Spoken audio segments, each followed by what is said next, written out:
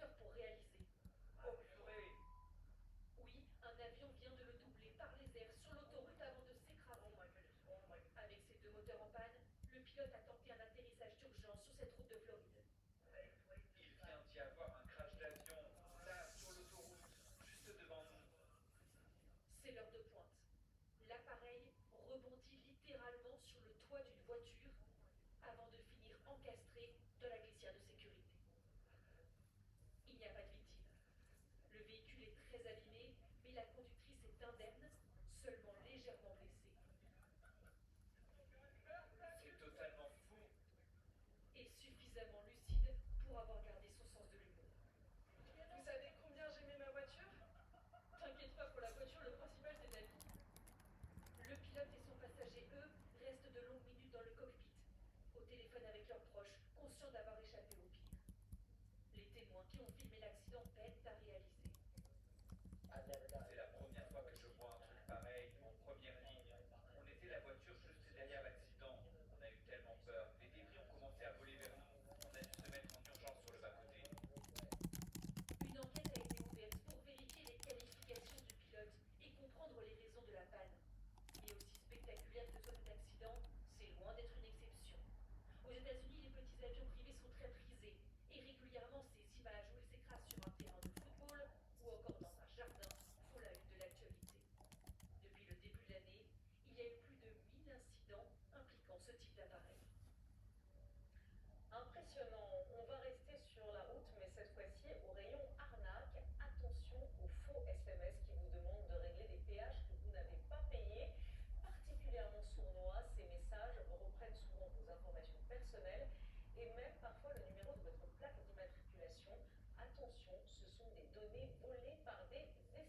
Saada Souban avec Antoine Placier. Entre Paris et la Normandie, plus de péages physiques auxquels il faut s'arrêter et payer. Mais ces portiques et leurs caméras. Un péage moderne appelé flux libre, à régler via son badge, chez un buraliste ou sur le site internet de l'exploitant. La promesse, une circulation fluide, moins de bouchons, mais dans son sillage, le flux libre a attiré des escrocs. Il y a quelques jours, Arnaud Lamarre reçoit ce message. Nous avons constaté qu'un montant de 7,80 € correspondant à un passage sur l'autoroute. Ce message est une arnaque. Pourtant, toutes les informations sont correctes. Nom, prénom, plaque d'immatriculation. Je me suis dit, bah tiens, j'ai oublié de payer un péage sur l'autoroute, et je reçois régulièrement. Je pense souvent les péages. Et bon, bah tiens, ils ont changé leur forme de message. Donc du coup, je clique sur le lien. Ils me demandent de régler maintenant. On va cliquer dessus. J'ai rempli ma fiche de contact. Donc là, je clique sur continuer. Et là, on me demande les informations bancaires. Il ne va finalement pas au bout de l'opération. Derrière ces messages se cachent des pirates informatiques. Ils volent des informations stockées dans les bases de données d'entreprises, notamment des centres de contrôle technique. Le but, envoyer des messages personnalisés contenant jusqu'à votre plaque d'immatriculation. Il est extrêmement simple d'envoyer des milliers, voire des millions de messages, ça coûte très peu cher. Et sur la masse, il suffit de quelques victimes qui cliquent, qui vont saisir derrière leur numéro de carte bancaire. Et ensuite, on va être appelé pour un faux conseiller bancaire. Et là, on va vraiment perdre la totalité de ce qu'on a sur son compte bancaire. Que font les sociétés d'autoroutes pour lutter contre ces messages? Sur ce chantier de péage en flux libre, l'une d'elles accepte de nous répondre. S'il y avait ici avant, c'était une immense barrière de péage, un immense auvent qu'on a démonté. L'entreprise avoue être démunie face à ces arnaques récurrentes. SANEF est victime dans cette affaire, dans la mesure où il y a des gens qui prétendent être SANEF et qui ne sont pas SANEF.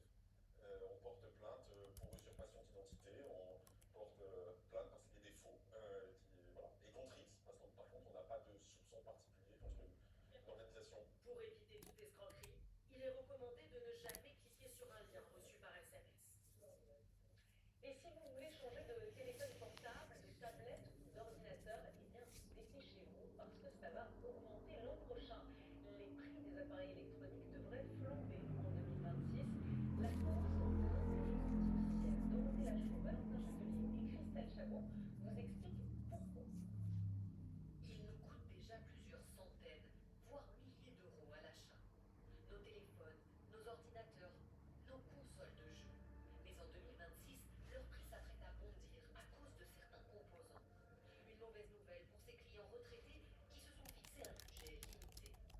téléphone, faut pas que ça dépasse les 300 euros. Non, c'est trop cher sinon. Peut-être que j'achèterai un, mais je veux faire un cadeau de Noël. Une hausse de prix de 10 à 20% liée à de tout petits composants électroniques cachés au cœur de nos appareils. Des barrettes de mémoire comme celle-ci, essentielles, mais qui commencent à manquer. Principalement fabriquées en Asie, elles s'arrachent ces derniers mois sur le marché face à l'appétit croissant des entreprises de l'intelligence artificielle. Les acteurs de l'IA sont très gourmands en matériel très spécifique, dont ces fameuses puces mémoire. Ils ont de très grosses demandes en termes de construction de data centers immenses, donc ils se fournissent en quantité véritablement industrielle de ces composants-là. D'après les spécialistes, cette hausse des prix pourrait intervenir à partir de mai prochain. Selon le gérant de cette boutique, certains clients ne pourront pas dépenser davantage qu'aujourd'hui. Je pense que c'est un argument de plus pour que les clients passent à l'occasion. Ça ne peut être que ça, d'après moi. Autre risque selon les experts du secteur, voir arriver en rayon dès 2026 des appareils avec moins de mémoire que ceux proposés aujourd'hui, mais vendus au même prix. Je vous le disais en titre, TikTok, Instagram ou autre Snapchat, c'est fini pour les moins de 16 ans. L'Australie a pris une décision historique en interdisant les réseaux sociaux aux plus jeunes à partir d'aujourd'hui. C'est le premier pays à le faire dans le monde et ce soir, Emmanuel Macron a réagi. Il dit vouloir faire la même chose en France. Mais est-ce techniquement faisable? Est-ce possible? Emmanuel Lagarde avec Benjamin Boulan. Depuis ce matin, la vie des jeunes Australiens a changé radicalement. Dès la première tentative de connexion, ils ont reçu ce message. En raison de la loi en Australie, vous n'êtes plus autorisé à utiliser de réseaux sociaux avant vos 16 ans. Une interdiction unique au monde pour l'instant, plutôt mal vécue par les adolescents. C'est décevant parce que c'est ma principale source de communication et divertissement. L'interdiction pourrait arriver en France dès l'an prochain pour les moins de 15 ans. Une proposition de loi sera débattue en janvier. Et la technologie qui permet ce contrôle est déjà là. Inaya, 14 ans, va tester un système français de vérification d'âge déjà utilisé en Australie. Tu cadres bien ton visage jusqu'à ce que le cercle soit vert. Voilà. Que ce soit avec un selfie vidéo ou bien grâce à la vérification sécurisée de sa pièce d'identité, le résultat est le même. Accès interdit au réseau pour notre testeuse. Il y a des contrôles de ce qu'on appelle du vivant, la liveness, vous entendrez souvent parler, qui vérifie que vous êtes vivant et donc on ne peut pas, avec l'aide d'un masque, duper le système. Les plus malins pourront tout de même contourner l'interdiction grâce à un logiciel qui permet de modifier sa localisation. Mais devant ce collège, nous trouvons plutôt des élèves en demande de limites. Les réseaux sociaux, ça me distrait beaucoup. Par exemple, des fois, je fais pas mes devoirs parce que je regarde mon téléphone. Même ma petite sœur, elle peut y accéder alors qu'elle a seulement 10 ans. Donc je trouve que 16 ans, c'est le bon âge. Pour ce père de famille, en revanche, l'interdiction n'est pas la solution. La relation, elle doit être une relation de confiance entre les enfants et les parents. Plutôt leur expliquer donc, ce qu'il y a de bien dans les réseaux sociaux, ce qu'il y a de mauvais dans les réseaux sociaux. Officiellement, aucune plateforme ne s'oppose à un changement de la loi. Mais toutes rappellent qu'elles ont déjà mis en place des mesures protectrices, comme le contrôle parental ou la suppression de comptes ouverts par les moins de 13 ans. Alors qu'on devrait savoir demain si les très controversés travaux de l'A69 entre Toulouse et Castres pourront reprendre, cette révélation explosive qui vient encore compliquer les choses. Le chantier déborderait sur des parcelles qui ne font pas partie des plans. Plus de 40 hectares seraient concernés. C'est colossal, disent les associations qui ont saisi l'État. Les explications de Marie-Candice Delouvrier avec David Bress. Les travaux de l'A69 avancent au pas de charge ces jours-ci. Du petit matin jusqu'à la nuit, ces engins grignotent mètre après mètre pour terminer les terrassements d'ici la fin du mois. Mais vont-ils parfois trop loin?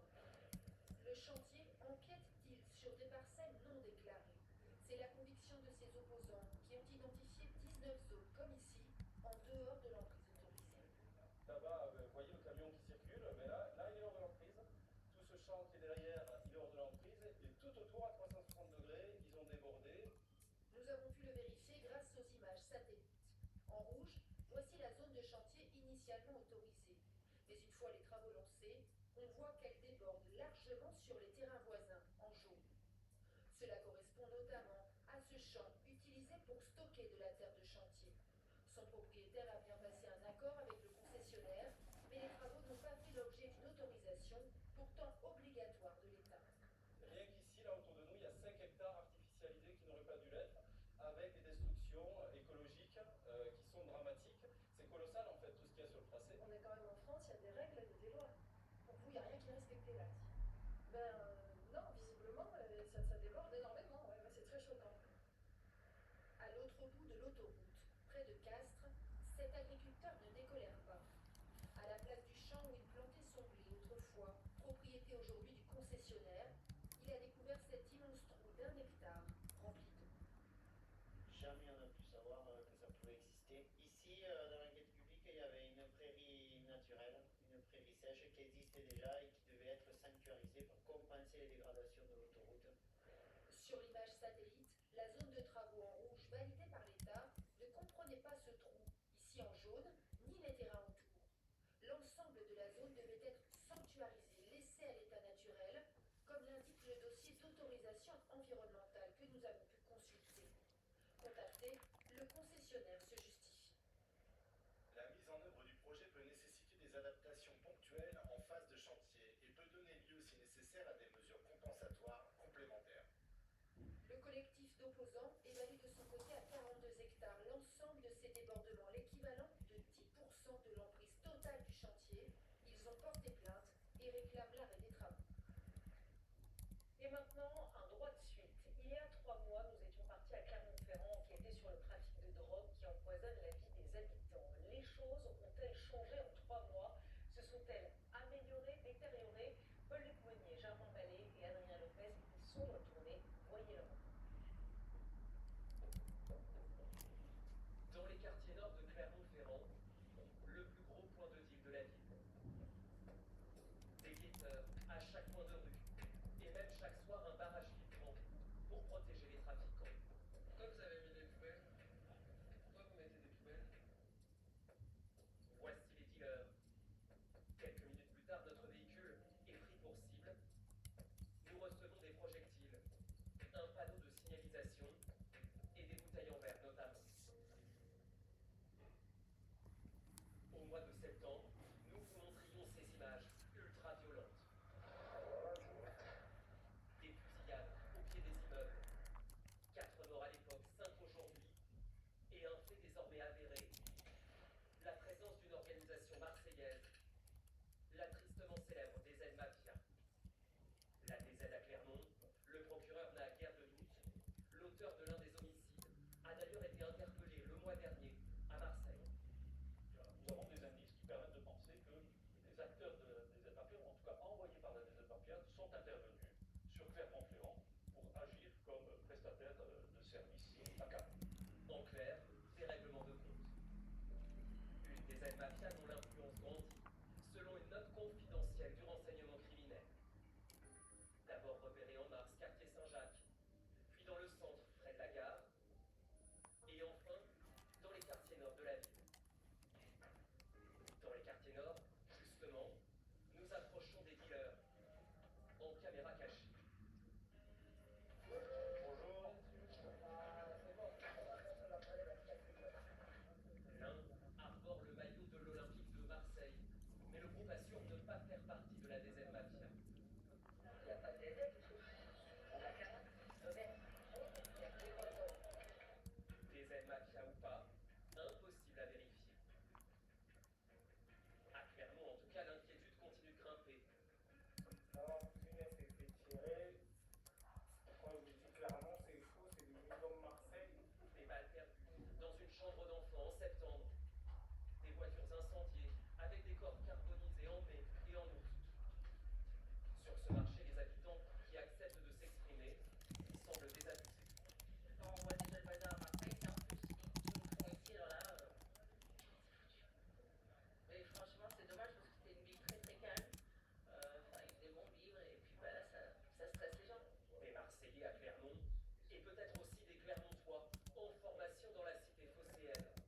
C'est ce qu'affirme cet avocat pénaliste qui défend régulièrement des trafiquants. Sur les réseaux sociaux, certains se vantent même de descendre à Marseille